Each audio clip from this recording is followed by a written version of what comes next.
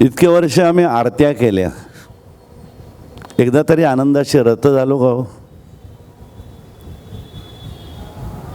आम्हाला आनंद माहीतच नाही आहे.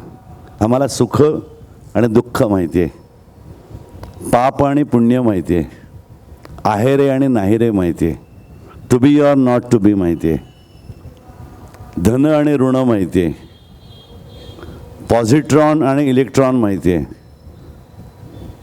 न्यूट्रल कसं राहायचं आम्हाला माहीतच नाही आहे. आम्ही देवाला जातो, देवदर्शन घेतो ना, आम्ही आनंदाशी रत होतो. आनंदाशी रत तुमचं मन होतं तेव्हा तिला म्हणतात रती. आणि मग तो आनंद अनंतपटीने तुमच्याकडे परत येतो तेव्हा तुमचा जो देह बनतो त्याला म्हणतात मदन, मदन चिकणा. सो बाय जेंडर जेवढे म्हणून पुरुष आहात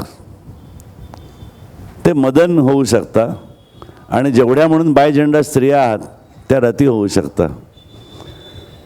सो स्त्रीने तिकडे गेल्यानंतर तिला पावतो, जर ती आनंदाने रत झाली तर तिला मदन पावतो, आणि पुरुष जर आनंदाने रत होऊन शिवलिंगाकडे गेला तर त्याला पावते ती रती.